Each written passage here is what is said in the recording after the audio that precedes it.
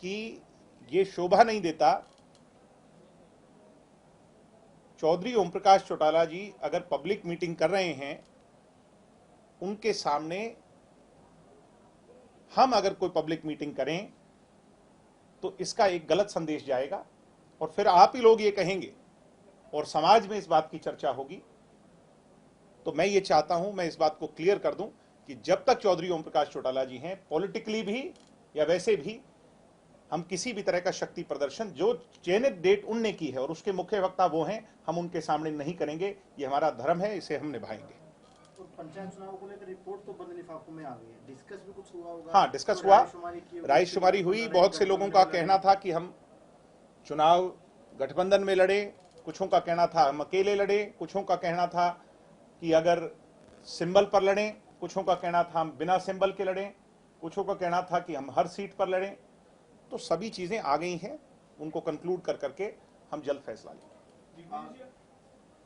दिग्विजय जी, आज कुछ बुजुर्ग पहुंचे हैं चंडीगढ़ में, नवीन जैन लेके आए हैं, उनके अभी मुख्यमंत्री आवास पर अधिकारियों से बातचीत भी हो रही है।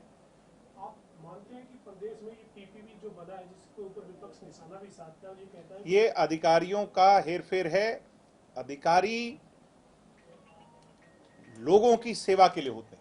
इस तरह की पॉलिसीज जब वो बना देते हैं जिससे लोगों को नुकसान हो, तो उन अधिकारियों पर कार्रवाई होनी चाहिए। मैं फिर कह रहा हूं, इस सीमा को 2 लाख से बढ़ाकर 10 लाख किया जाना चाहिए। जब 80,000 चौधरी देवीलाल जी ने उस जमाने में की थी, आज उसे बीते हुए दशकों हो गए, तो आज वो सिर्फ 2 लाख तक क्यों बढ़ी? और हुड्डा साहब ने उसको सिर्फ 2 लाख तक क्यों बढ़ाया 2012 में?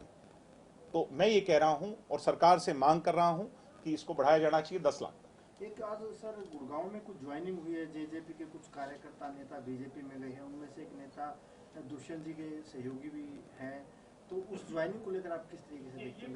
गुड़गांव में हुई है, जेजेपी के संस्थापक सदस्य अब पार्टी छोड़ रहे हैं और BJP join.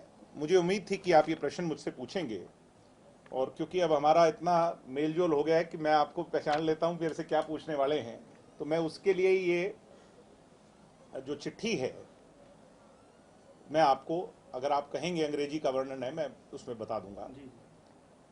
Honourable deputy chief minister had desired Shri Suresh Kumar, son of Desh Ram, resident of house number 84 Jhabua, तहसील Bawal, will may be appointed as special assistant, जो पद का आप बात कर रहे हैं, in his office in place of Mahesh Kumar.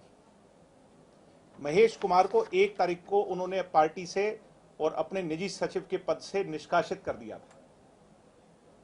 अब उन निष्कासित आदमी कहीं भी जाए, बीजेपी में जाए और कांग्रेस में जाए, आप ये कैसे कह सकते हैं उनने हमारी पार्टी छोड़ी है?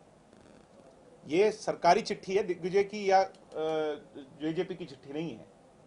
1 तारीख को हमारे निकाले हुए आदमी को अगर 16 तारीख को 15 तारीख को कोई ले ले, तो इसके अंदर क्या कंट्रोवर्सी होनी चाहिए? जिस व्यक्ति की आप बात कर रहे हैं वो हमारे पार्टी से और दुष्यंत जी के पद से, जो निजी सचिव का पद है, 2.5 साल निष्क्रिय रहने की वजह से जो है उन्हें निकाला गया। 1 तारीख को उनकी चिट्ठी जारी की गई और मैं नहीं चाहता था कि मैं इसे पब्लिक करूं, बट आपने फिर प्रश्न पूछा तो मुझे आवश्यकता है कि जिसकी ज्वाइनिंग वो करा रहे हैं, ये गलत जानकारी ये देना कि जेजेपी छोड़ करके आए। जेजेपी से 1 तारीख को निष्कासित है।